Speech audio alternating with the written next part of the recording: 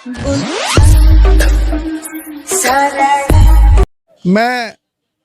अनिल चौधरी अखिल भारतीय जाट आरक्षण संघर्ष समिति का राष्ट्रीय महासचिव हूँ और हमारे जो माननीय अध्यक्ष हैं यशपाल मलिक जी, उन्होंने समर्थन पत्र अब से 4 दिन पहले आंदोलनकारियों को सौंप दिया था मेरे मार्फत। और आज क्योंकि अखिल भारतीय जाट आरक्षण संघर्ष समिति को आरक्षण की लड़ाई लड़ते बहुत एक लंबा समय हो चुका है और उन्होंने बहुत लंबा अनुभव उनको है, तो आज क्योंकि हम लोग देख रहे हैं कि आज़ाद समाज पार्टी के राष्ट्रीय अध्यक्ष माननीय चंद्रशेखर आज़ाद जी बैकवर्ड क्लास की, दलितों की, पिछड़े लोगों की मांग उठा रहे हैं, उनके हक की बात कर रहे हैं, तो आज सारा समुदाय हमारा इनके साथ है।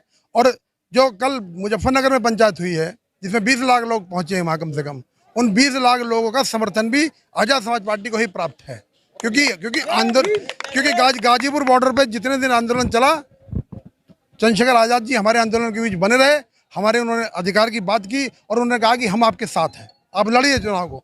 अब देखिए, आपके पिछले 9 माह से किसान, देश का किसान जिसको अन्नदाता कहती है सरकार, देश के बॉर्डर पर पड़ा है। यदि सरकार को ऐसा लगता है कि ये लोग गलत कर रहे हैं तो उनको हटा दीजिए वहाँ से, और यदि आपको लगता है कि सही कर रहे हैं तो क्यों नहीं सरकार का कोई नुमाइंदा उनसे बात करता है। क्योंकि सरकार की पॉलिसी है कि जितना लंबा खींचो शायद खत्म हो जाएगा, लेकिन खत्म होने वाला आंदोलन किसान आंदोलन नहीं है और ये लगातार बढ़ता जा रहा है। और इसका खामियाजा 2022 के चुनाव में भारतीय जनता पार्टी को 5 राज्यों में होने वाले चुनाव में पड़ेगा और आने वाले 24 के चुनाव में भारतीय जनता पार्टी को ये लोग उखाड़ के फेंक देंगे। शिक्षक धरने पर बैठे हुए हैं, तकरीबन 69 या 80 दिन लगभग शायद हो गए होंगे। जिस तरह से उन पर लाठी चार्ज हुई है और जो जिस तरह से सरकार ढीठ बनी हुई है, क्या लग रहा है आज के जनसैलाब से सरकार कुछ नरम हो पाएगी?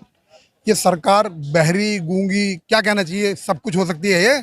इसको ये दिखाई नहीं देता कि इनके अधिकार क्या हैं, इनके मौलिक अधिकार जनता के क्या हैं।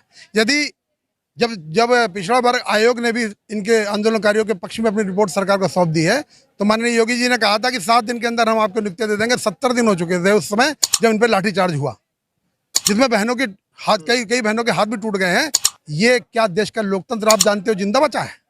मैं अगर अपनी बात कहता हूँ, मुझे कोई तकलीफ अपनी बात कहता हूँ, मुझे जो है जेल भेजने की तैयारी सरकार करती है, और इसके बाद मेरे घर वाले अगर उसको आगे बढ़ाने की चेष्टा करते हैं तो अगले दिन मेरे घर के बाहर जीसीबी मशीन लगाने का काम भी सरकार करती है। तो ये क्या देश का लोकतंत्र नजर आता है कहीं? इन्होंने तो देश के लोकतंत्र को खत्म कर दिया। लगातार ये जो लोग अपनी जायज मांग उठाते हैं उनको बल प्रयोग करके उसको दबाने का काम करते हैं। लेकिन किसी ने कहा ना कि जब ज़्यादा दबाया जाता है तो प्रकृति उसको अपने आप ऊपर उठा देती है।